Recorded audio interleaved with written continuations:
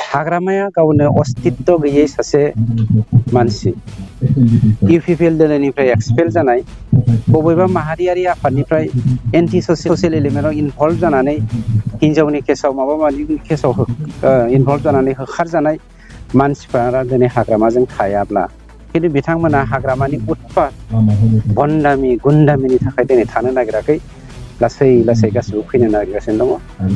गतिके इउपिपिएल दोलोआ ओरैबायदि रोहो रोहोयै इंलिसाव इन पिक पजिशन होननानै बुङो थिखिनियाव मोनहैना दङ डिस्ट्रय खालामनो थाखाय सोरबाया अनजलि दैमारिनि दैदेननायाव एबिपिनि रांखान्थि हेफाजाब होनानै एनडिपिनि मुं लानानै मोनसे पलिटिकेल पार्टि दानानै बर' हारिखौ फोजोबस्रांनो नागिरदों।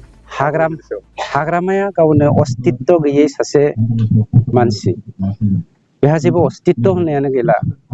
जुदि बै एबसुनिफ्राय एक्सपेल जानाय इउपिपिएल दोलोनिफ्राय एक्सपेल जानाय बबेबा माहारियारि आफादनिफ्राय एन्टि ससियेल एलिमेन्टआव इनभल्भ जानानै हिन्जावनि केसाव माबा माबिनि केसाव इनभल्भ जानानै होखारजानाय मानसिफोरा दिनै हाग्रामाजों थायाब्ला हाग्रामाया जोबनोनो थांबायमोन, माने बिपिएफआनो जोबनो थांबायमोन। दा बिथांमोनासो खुनुरुखुम हमथाना दङ।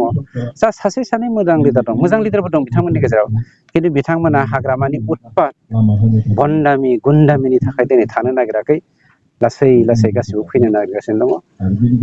एसेम्बलि इलेक्सननि सिगाङाव नङा, एमएलए इलेक्सननि सिगां दिनै मा तारिख 11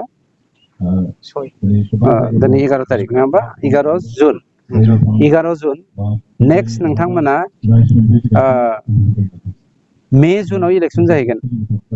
मे जुनाव एमएलए इलेक्सना नोंथांमोना बैसागोनि सिगां फैगोन बैसागोनि सिगां गिदिर हाग्रामानि मोजां मानसिफ्रा जाय बिथां हाग्रामानि भण्डामि आरो गुन्दामिखौ सहायनो हायियाव दलद थाथ'ना दं बिथांमोना इउपिपिएल दोलोआव हाबना थांगासिनो दङ।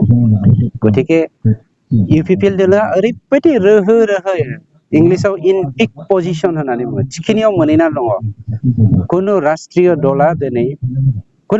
दल आं नाम लाया दिनै इउपिपिएल दोलोजों काउन्सिलाव चेलेन्ज खालामनो हानाय अबस्थायावनो गैया।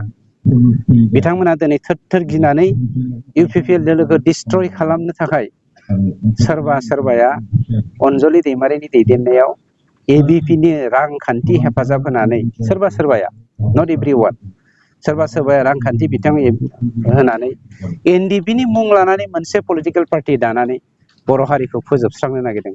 बर'आ गोदोनि जाम्बा नंला। मोनसे समाव बर'आ गाइखेर फानना जौ लोङोमोन, दिनै बर'आ जौ फाननानै गाइखेर लोङो।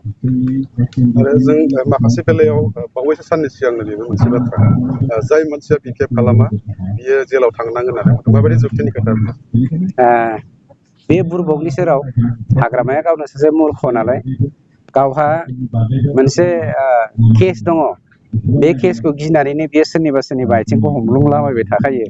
गतिके नंखायनो गाव जेलाव जानांगोनखायनो बाखि बिपिएफ लिडारफोरखौबो जेल जानांगोन होननानै सिगिनानै लाखिनायनि मोनसे रावसो बियो।